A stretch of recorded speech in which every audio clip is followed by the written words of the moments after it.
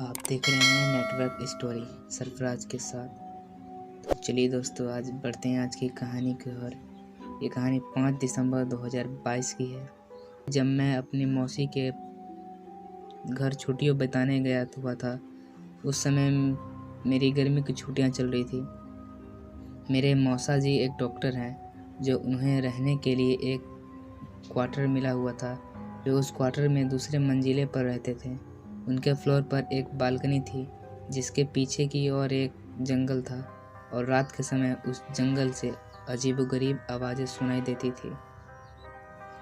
ऐसे ही एक दिन की बात है, जब हम सभी खाना खाकर रात में बालकनी में बैठे बातें कर रहे थे, तभी मेरी मौसी का लड़का हमसे कहने लगा कि किसी में इतनी हिम्मत है कि वो रात के उस समय इस जंगल के अंदर जाए। हम सभी हंसने लगे और उससे कहने लगे कि क्या फालतू की बात कर रहा है, भला कोई इस जंगल में इतनी रात में क्यों जाएगा, कहीं कोई जंगली जानवर मिल गया तो सामत पक्की है।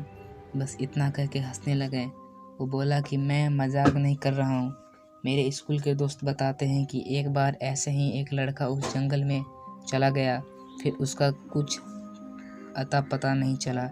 गांव के लोग बताते हैं कि उस लड़के को अपने पिता के जंगल में बुलाने की आवाज़ आई थी, और वह उनकी आवाज़ के पीछे पीछे उस जंगल में चला गया, और फिर कभी किसी ने उसे नहीं देखा।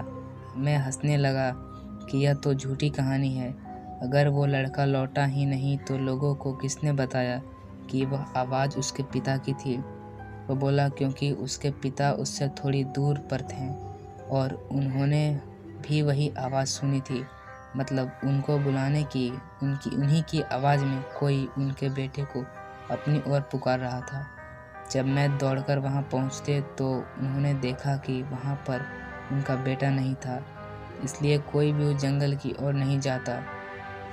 मैं अपने मौसेरे भाई की यह कहानी सुनकर हंसने लगा कि वह क्या बात है, जंगल का भूत जो लोगों को गायब कर दे। हा हा हा। फिर हम सभी उठकर टीवी देखने लगे, और थोड़ी देर बाद मैं उसी बालकनी में जाकर थोड़ी फ्रेश हवा खाने लगा। रात का समय में उस जगह अच्छी खासी हवा चल रही थी, और मैं उस जंगल की ओर मुँह करके देखने लगा कि आखिरी कौन होगा। क्या वो सच था कि तभी मैंने अपने मौसेरे भाई को उस जंगल के किनारे खड़े देखा। वो मेरी ओर नज़र करके हंस रहा था और मुझसे इशारे कर रहा था कि तुम भी यहाँ आओ। मैं चौंक गया कि अभी तो टीवी देख रहा था, फिर नीचे कैसे पहुँच गया। मैंने पीछे मुड़कर देखा, वहाँ वो नहीं था, तो मुझे लगा कि शायद यह नीचे चला गया होगा और मुझे भी नीचे बुला रहा है। वो अब मुझसे बोला कि अरे देखा क्या रहे हो, नीचे आओ, थोड़ा सैर करते हैं। मैंने सोचा चलो थोड़ा घूम लेते, और मैं नीचे जाने लगा। दरवाजे तक गया था ही तो मेरी ओर नज़र करके हंस रहा था और मुझसे इशारे कर रहा था कि तुम भी यहाँ आओ। मैं चौंक गया कि अभी तो टीवी देख रहा था, फिर नीचे कैसे पहुँच गया। मैंने पीछे मुड़कर देखा, वहाँ वो नहीं था, तो मुझे लगा कि शायद ये नीचे चला गया है और मुझे भी नीचे बुला रहा है। वह अब मुझसे बोला कि अरे देख क्यों रहे हो, नीचे आओ, थोड़ा और सैर करते हैं। मैंने सोचा चलो थोड़ा घूम लेते हैं। मैं नीचे जाने के लिए दरवाजे तक गया ही था, तभी मैंने देखा कि मेरा भाई तो टॉयलेट करके बाहर आया है। यह देखकर मैं सक पका गया, मेरे रोंगटे खड़े हो गए, और मैं बस यही सोच रहा था कि अगर ये यहाँ है तो वहाँ नीचे कौन था। मैं उससे बोला कि तुम तो नीचे थे, इस बाथरूम में कब आए। वो बोला कि मैं तो यहीं था, मैं तो बाथरूम गया था, तुम क्या बोल रहे हो। मैं उससे बोला कि मैंने अभी अभी तुम्हें उस जंगल के किनारे देखा था और तुम तो मुझे बुला भी रहे थे।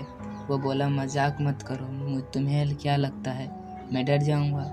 मुझे पता है कि तुम मुझसे डराने का प्रयास कर रहे हो, पर मैं नहीं डरने वाला। इतना कहकर वो टीवी देखने चला गया। मुझे यकीन नहीं हो रहा था कि ये मैंने अभी क्या देखा। इसी रात में जब सो रहा था तब किसी की मुझे पुकारने की आवाज़ आ रही थी।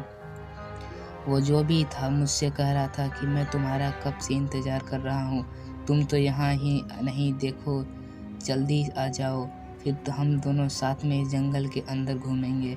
इस बार यह आवाज़ मेरे भाई जैसी नहीं थी, बल्कि किसी ऐसे बूढ़े आदमी की थी जो काफ़ी लंबा होगा और बहुत ज़्यादा सिगरेट पीता होगा।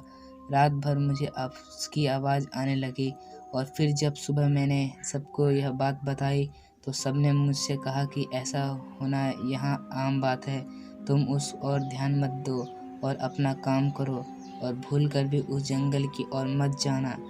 उसके कुछ दिनों बाद भी मुझे उस जंगल की ओर से आवाज़ें आती रही, फिर वो आवाज़ें आना रुक गई। इस घटना के कुछ दिनों बाद मेरे पापा मुझे लेने आ गए थे, क्योंकि मेरी गर्मी की छुट्टियां भी ख़त्म होने वाली थी। उस जंगल में रहने वालों को लोग छलावा कहते हैं और जो कोई भी उसके पीछे जाता है वो फिर कभी लौट कर नहीं आता है। सो आई होप यू गाइस आपको यह हॉरर स्टोरी अच्छी लगी होगी। अगर आप हमारे चैनल पर नए हैं तो हमारे चैनल को सब्सक्राइब करिए और साथ ही बेल आइकन दबाना ना भूलें। तो आज के लिए इतना ही।